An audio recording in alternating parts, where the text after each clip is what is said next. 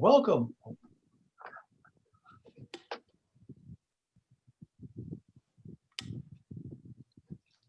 Tony. Hey guys, welcome. We're live. Welcome, Chappie. It's great to be on the show, and we got some excellent handicappers today. But I don't know if you heard Adam Schiff this morning. Breaking news, right? Adam Schefter. Adam Schefter, that's the guy. Yeah, we had a trade this morning. Reported first on ESPN. Scotty McKeever, who was supposed to be on my team later, I think on the 10th, was traded to Team George O for the Charity First Handicapping Challenge. And now he appears here. So I'm rooting against you doubly because Scotty was supposed to be on my team. Now he goes to Team George O. I love it. It was a great last-minute trade. And, of course, on the injured reserve, we got the late scratch of Megan Devine. But we picked up on waivers. We got Scotty McKeever. Man, I'm very excited. I think we're gonna do great today. We're gonna get our first victory on Team George O. Yeah, so Team Chappie is 2-0 so far. Seminar Skip had a big day yesterday. So George, why don't you explain to everybody, if they're new to it, what we're doing here and kind of the format of the tournament and where it goes and what charity. Well, I mean, I'm very excited about this tournament. That's great that Santa Anita put this together because we're giving our fans information. We're giving them valuable information. We have 2 new handicappers every day on this show, starting at 10:30 a.m. Pacific Standard Time. And all the money that's raised, 100% of it is going to go to charity. It's going to go to Karma to take care of those horses when they retire. The contest is a heads-up contest. Winner moves on to the next round. Loser goes home. Each player will start with $300 real money that Santa Anita is putting up. They're going to have to bet $100 to win on a horse throughout the day. Another bet is going to have to $100 exacta. They can either bet it straight or an exacta box, $50 exacta box. And then we're going to have a $100 double that they can either bet straight or a part wheel double. So at the end of the day, whoever has the most money moves on to round number 2. And if by any chance, like we did in the first day where we had a tie, we do have a tiebreaker that's been signed. Oh, we didn't even do it. We have to figure out who's going to be. We'll do it live. We're going to have to do it live. Right. We'll do rock, paper, scissors. Yeah. All right, but we're very excited, and it's been received very well. And hopefully our handicappers will give you great information. The most important thing is to have fun and to raise money for charity.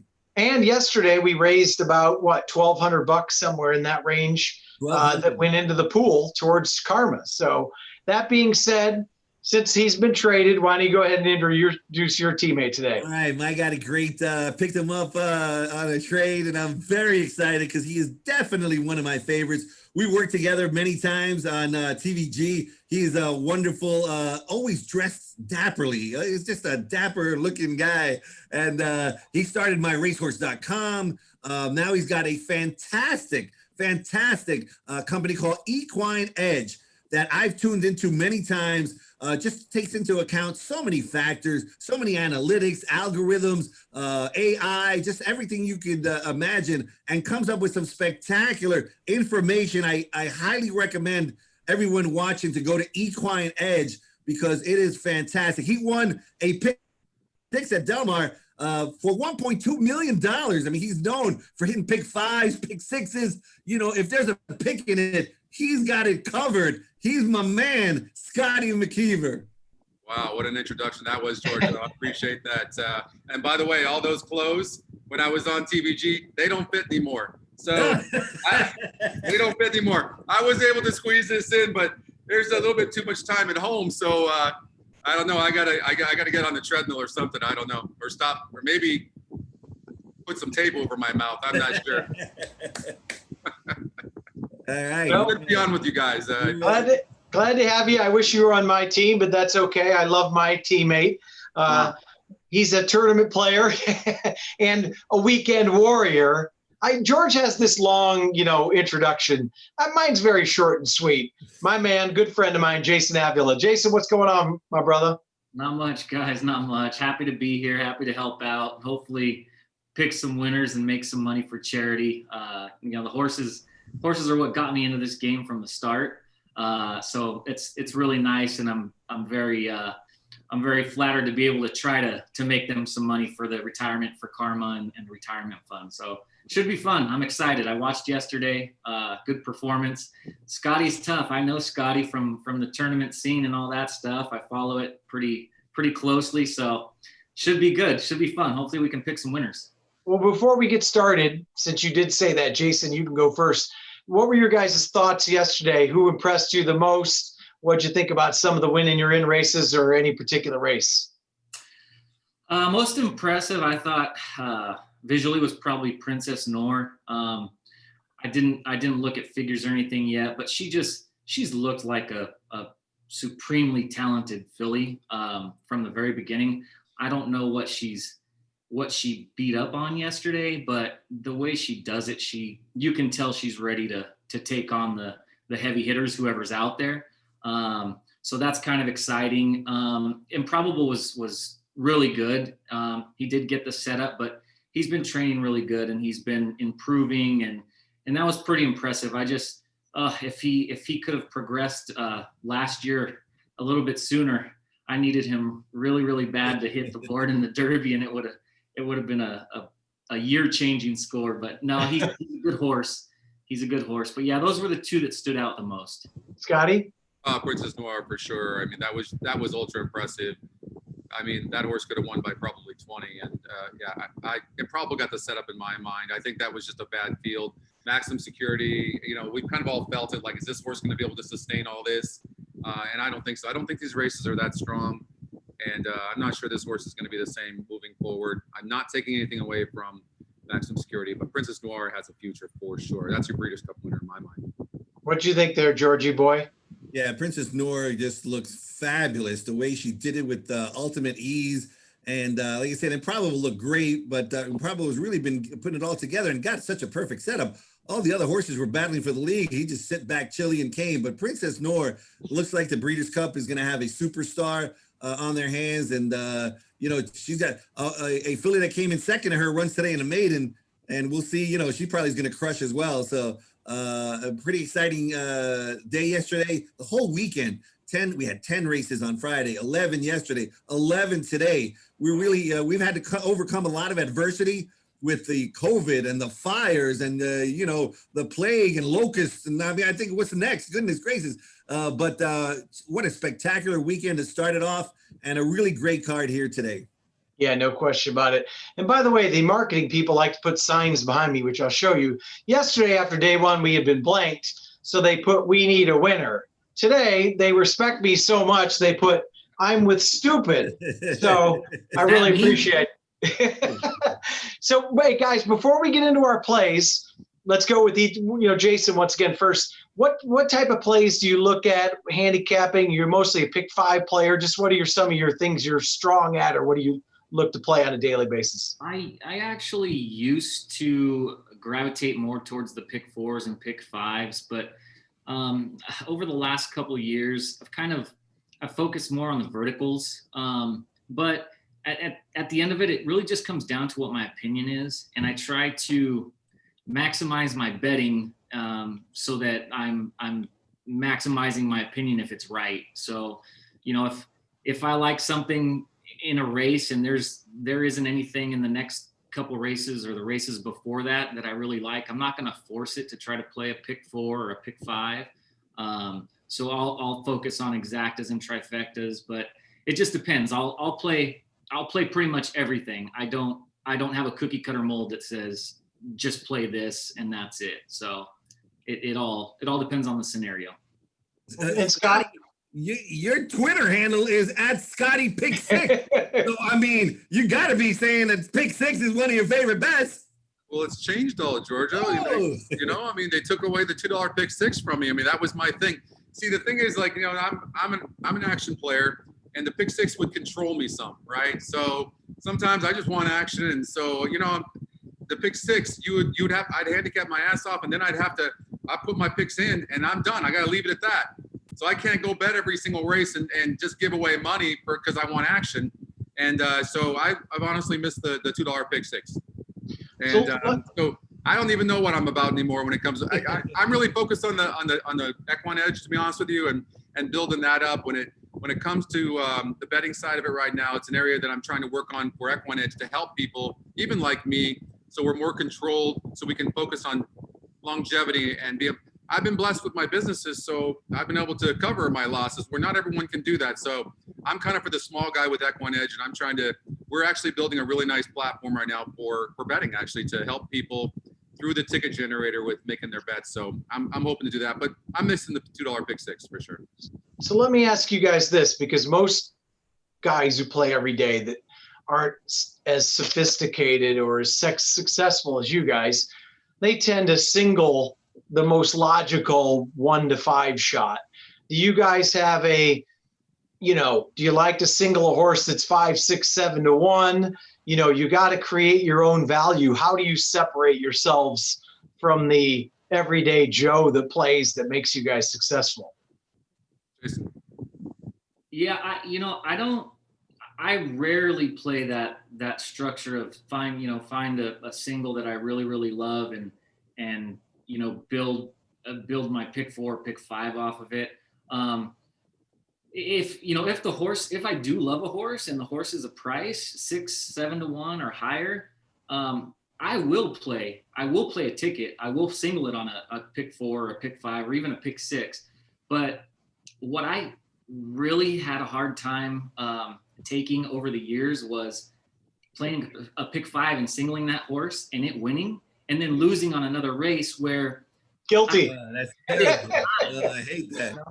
And it's everybody has their own style, their own way. If you're a professional gambler, you have to do it differently than the weekend warrior. If you're a twice a year gambler, you can do things differently. But there's times where you really cost yourself if you don't kind of understand how to bet and to maximize your opinion. Like Scotty said, tools to help people bet, I think, are needed, because I think even for myself, it's the hardest part to learn. Handicapping is, I'm not going to say it's easy, but once you get handicapping, learning how to bet is very, very difficult. Learning to do it right. So yeah, it just depends for me. Scotty? Well, I preach this all the time to people. Well, in the $1.2 million pick 6 I hit, I left out a 4 to 5 shot and a 6 to 5 shot out completely. That's one thing. 2, when you cover too many horses in one leg, if you're playing horizontal bets, then you're going to be in big trouble, because you notice you always get beat by one horse because you had to use less to meet your budget. You had to use less horses. So it's extremely important that you don't play fearful. You can't fear. You have to be convicted, and you have to use as least amount of horses as possible in each leg so that you can spread out in legs that are really, truly wide open, and you can't be afraid to leave out favorites. And the other part of that equation is that everybody's singling 4 to 5 shots and 3 to 5 shots. And so even if you do hit it, you're never making any money. That's true. Good points all around. And I think too many people don't do it that way. And especially with I'm the most guilty, George and I think, of singling an 8 to 1 and it wins, and then missing the pick 5 and sitting there going, what am I doing? Ticket structure is so important. And flip-flopping sometimes it drives me nuts as well. Like that's happened to me where I singled a 6 to 1 shot or 7 to 1 shot at 1, and I didn't hit the pick 5. Happened like 2 weeks in a row. And I was like, that's it, man. I'm not doing that. I like the 7 to 1 shot. I'm just going to bet him to win. He wins. I'm like, yes, I won like $600. And then the pick 5 I would have bet went on to win and paid $15,000. I was like, no. The other thing is, it's really important that when you play horizontal bets, that if the single that you chose was worthy to be a single in a big ticket that you played, you have to bet that horse to win. Right. Just in case that thing wins, but you don't finish out another leg, you have to at least get your money back. Yeah, no question. Speaking about getting money, it's time to get some money, Chappie. Okay, that's right. You know what I'm talking about? I mean, all right. Scotty was talking about his other business, Universal Metals, and over there they have a motto that says that the trust must never be compromised. So we trust that you are going to bring us some money, $100 to win. Where you going with that win bet? I'm trusting you. All right. if you see me leave the screen a couple of times, I'm trying to keep my computer on because my battery, it keeps going down. But I think I've got, guys, we got 13%. I think we can make it. All right. So my day completely is going to be on this horse, Sem Sultan, the 2 horse in race number 6. So I'm doing $100 to win on the 2, 4-1 in the morning line, has a 36% win chance on my numbers. I like that. It's easy to be 36% and be 5-2 or 2-1 in the morning line. I like the fact this horse is 4-1. I'm on the morning line. I'm guessing this is going to end up being your betting favorite, but 100 to win on the 2. All right. What? Just covering the win bet. Just the win bet right now. Yeah. Right. 100 to win on Sem Sultan with Gonzalez, who's really good with speed runners. So I like that pick. So we got 100 to win on Sem Sultan. Your turn. All right. So I know this is going to be a very interesting day because some of the bets are going to go head to head. So Jason, where are you going with your $100 win bet? Wow, well, we're going in the same race. I'm going in the 6th race also, but I'm going with the 5 horse, Devil Made Me Do It. I think that last race on the grass at Del Mar was a toss out. She didn't look happy from the start. Her ears were pinned. Her first race was really nice, and I think she's a much better horse than that last race suggests. She's 3-1. I have a feeling she's going to get bet, but I really think she's a very, very good, or he's a very good colt. Sorry. I love the sire. I think Daredevil's an up and coming sire, and he had the Oaks winner not too long ago. But I'm going with the 5. Devil Made Me Do It. So head to head with Scotty. So head to head, as it should be. Jason. Right. Yes, I like it. All right, Georgie, let's move on to the. You like the horses are whispering to you. You got one horse on your left ear behind you, and another horse in your right ear. So you got 2 horses there, which is a perfect setup for the exacta. Which race and what exacta or exacta box are you going with? Well, how about this, Jason? My exacta box is a $50 exacta box 2-5. Wow. Same race number 6. All right. Race number 6, 2-5. I love Devil Made Me Do It as well. All right, beautiful. All right, so you got a lot going in.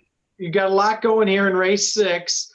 And Jason, what's your exacta to be in what race? So my exacta, I was torn. I got off of that race for the exacta, and I went to the 3rd race because I was between this horse and Devil Made Me Do It for my win bet. But I like Conquest Cobra in the 3rd.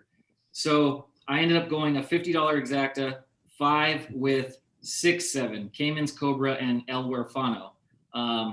I think Conquest Cobra is going to be towards the front, and it's a little premature for track trends right now, but it seems like you want to be up front. And I think there's a few horses in here that prefer turf, and I think Conquest Cobra is the opposite and prefers dirt.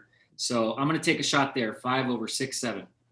So Scotty, real quick, if you noticed any trends in the first couple days, everything seemed to be playing fair, turf and dirt, sprint and routes, anything like that? Everything seems to be fair. The tracks, both surfaces seem to be perfect. What you want to see. They've done a great job. Okay. So Georgie, your last play? All right. Before we get to our last play, we want to mention a couple of things going on here at Santa Anita. Very exciting things. One of them is the Golden Hour Pick 4. An excellent bet that I've been betting, and it's $1 minimum, super low takeout, and incorporates the last 2 races of Santa Anita and the last 2 races of Golden Gate. It's been a very well accepted, sort of like the Golden Hour Double was last meet when we introduced that bet.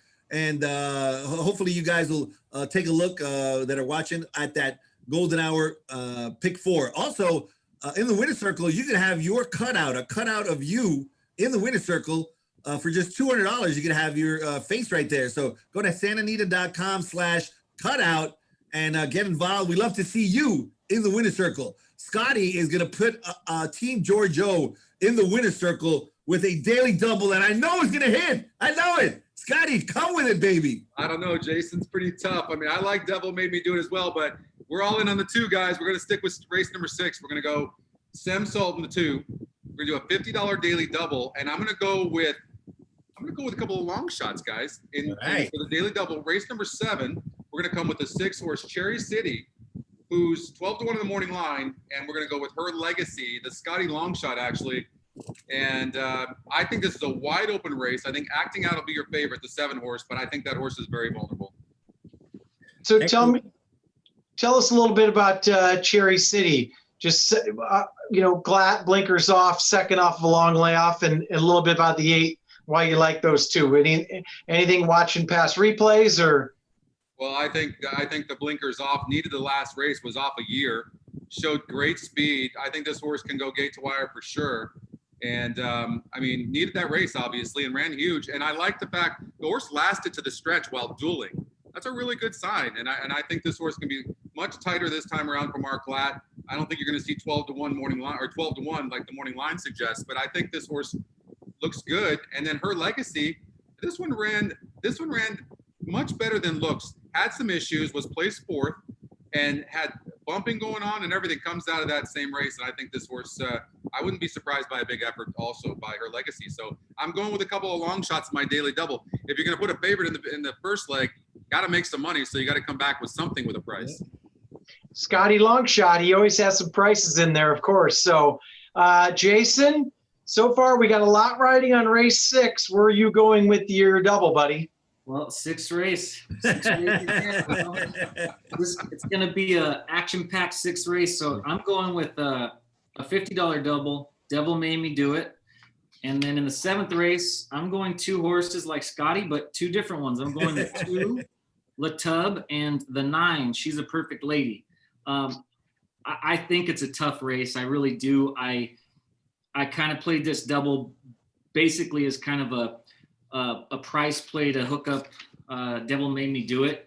I think La Tub, I liked La Tub last time, and you gotta give Fuentes an A for effort, but he pretty much just mauled the 3 horses to his outside and got DQ'd. She's a Perfect Lady was in the same race, comes out of the same race as Her Legacy and La Tub, and it almost just looked like a workout. Didn't really try much, and I think that she has a big shot to improve also. So I took a shot, 5 with 2-9. Jason, you would have thought we planned this, wouldn't you? Right? Yeah. Yeah. Now thinking of that, you guys, like Fuentes obviously DQ'd on that. It's been amazing thus far. Just you play some of the times the jockey switches from anybody to Rispoli or Pratt. Those guys have been dominating. What are you guys' thoughts on Rispoli and Pratt, as opposed to anybody else out here right now? We kind of expect this from Pratt, but Rispoli has just been, his timing is phenomenal. I mean, he just knows when to move. He understands pace very well. He is legit when it comes to turf racing. He's unbelievable. Yeah, I agree with Scotty. I mean, you like I said, Pratt's been here for a while. We kind of know what to expect with him. He gets, a lot of the best horses in the races. Rispoli, though, from the start, you could tell his head's in the game. And that's, everybody's going to make wrong decisions. I think I saw him even admit to making some bad decisions going on a cold streak, which was refreshing to see. And, but when you're going to put your money on a horse and you think the horse is going to need a good ride to make a difference, Rispoli's one of the best that there is out here, I think. Watch first time Rispoli on the turf. I mean, always as a handicapper, you have to watch him first time. If he gets on a horse, if people are putting him on their horses for a reason, you have to remember that. They understand how good he is on the turf. And so it's very difficult to leave Rispoli off of a turf race. It's just impossible. I mean, he's that good. All right, before we let you guys go, go ahead, George. I was going to say, before we let you guys go, and then George will have his comment. If you give one piece of advice to people betting, learning, whatever, is it, because like Skip yesterday was talking about, he watches replay after replay after replay. What's the one thing that you guys do that's the most important thing as far as handicapping? Scotty, I'm sure you have your system, and that took a long, long time. But what's that one thing they should focus in on to give them the best chance for success in the long run? It would be know ahead of time what you want to bet. It wouldn't even be on the handicapping side. I think a lot of people can handicap. We're going to hit a 25, 30%, that type of thing. But it would be know what you want to bet ahead of time. Have an idea. And a lot of us will handicap for 8 hours in a day on one track. And then we won't have any plan at all as to what we want to bet. Jason? Yeah, I second that, everything that Scotty said. You know, for me, it's trying to, when you make a bad bet, you have to recognize it and understand it. It's sometimes you would think it's easy, but sometimes it's not. So I'd say, you know, once you handicap, you can always get better. The information you have, you try to gather as much as you can. There's a lot out there. You need as many tools as you can, just like anything. The more tools you have, the better you're going to be. So if you know how to bet properly, if you know how to come up with your opinion and you know how to bet it properly to maximize your opportunity to either make a big score, or if say you're not 100% right, you still don't lose your whole bankroll. That's huge over the long run. If you're just going to play once a year, it really doesn't have that big of a bearing on you. But if you're going to play once or twice or 3 or 4 times a month or more, those days where you don't bust out, it's bigger than you think. And you realize it over the long term, because mentally it keeps you sharp and you're not just deflated, and you don't make those mental errors and those basic mistakes. And Jason, on that note as well, you made a point, and that is when you get a score and let's just say you hit something, let's just say your average bet is $25 a race and you hit a score for $1,000. I bet 99% of us raise our average bets per race, and that's a no-no. Like, you know, maybe after you build a good bankroll, then you can decide to bet more per race, but you need to stick with that so you can take away profit and have some momentum going into the next day. Georgie, final thoughts? You want to take us home, buddy? I want to thank both of our fantastic handicappers for being part of the equation here today. I'm so glad I picked up Scotty on waivers here in the trade lines, and I got a Don't great. speak so soon yet, Giorgio. We'll see what happens. I am confident that race 6. That's the race, man. Give me race 6 bad. It's going to come through. I want to thank you both. It was very entertaining. That's what we really care about, entertaining, raising money for charity. I hope both of you guys hit all your bets. That would be fantastic. And then hopefully, you know, we'll see one of you guys in the next round. You got it. Thanks, guys. Right. Good Appreciate it. Have a good one. Guys. I'm with Stupid. See ya. Bye.